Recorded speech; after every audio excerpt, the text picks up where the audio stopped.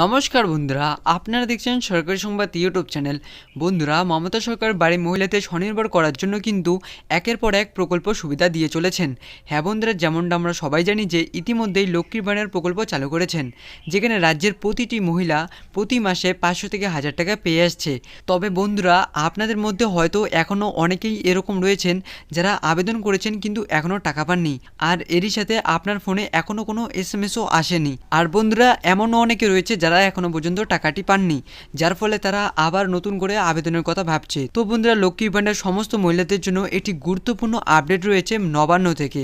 আমাদের মমতা সরকার রাজ্যের সমস্ত মহিলাদের কথা মাথায় রেখে একটি বিশেষ ঘোষণা করলেন। এরই সাথে বন্ধুরা, এই লক্ষ্মীর ভাণ্ডারের টাকা পয়লা বৈশাখের পর থেকে আপনারা আরও কত মাস পাবেন এই 500 ও 1000 টাকা, আর লক্ষ্মীর ভাণ্ডার পরবর্তী মাসের টাকা কত তারিখে দেওয়া হবে সেটাও কিন্তু এই ভিডিওর মাধ্যমে আপনাদের জানিয়ে দেবো। তো দেখুন বন্ধুরা, এখানে এইসব বিষয় নিয়ে হেডলাইনে পরিষ্কারভাবে লিখে দেওয়া রয়েছে।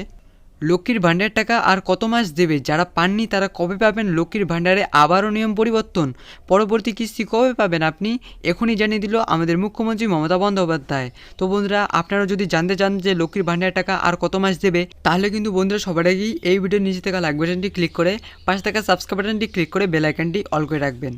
তো আসুন বন্ধুরা, এবার আমরা জেনে নেই আমাদের মমতা সরকার কি এমন বিরাট বড় ঘোষণা করেছেন। দেখুন বন্ধুরা, এখানে লিখে দেওয়া রয়েছে, এতদিন ধরে লক্ষ্মীর ভাণ্ডারের প্রকল্পে আবেদন করার জন্য যে সমস্ত নথিপত্রগুলি প্রয়োজন ছিল সেগুলি হলো কাস্ট সার্টিফিকেট, স্বাস্থ্যসাথী কার্ড, আধার কার্ড ইত্যাদি। এগুলি অত্যন্ত জরুরি ছিল। এগুলি না দিলে আপনার আবেদনপত্র মঞ্জুর হবে না। কিন্তু রাজ্যের সকল মহিলাদের কথা মাথায় চিন্তা রেখে মুখ্যমন্ত্রী মমতা বন্দ্যোপাধ্যায় এইমাত্র একটি বিরাট বড় ঘোষণা করলেন। তিনি একটি নতুন সিদ্ধান্ত নিলেন। স্বাস্থ্যসাথী কার্ড না থাকলেই লক্ষ্মীর ভাণ্ডারে আবেদন করা যাবে, অর্থাৎ আধার কার্ড এবং রেশন কার্ড থাকলেই আপনি আবেদন করতে পারবেন। কিন্তু যে প্রশ্নটা বারবার থেকেই যাচ্ছে সেটা হলো লক্ষ্মীর ভাণ্ডার প্রকল্পের জন্য যারা যারা আবেদন করেছেন এবং যারা টাকা পেয়েছেন তারা আর কতদিন টাকাটি পাবেন। দেখুন বন্ধুরা, এখানে এই বিষয়ে পরিষ্কারভাবে লিখে দেওয়া রয়েছে।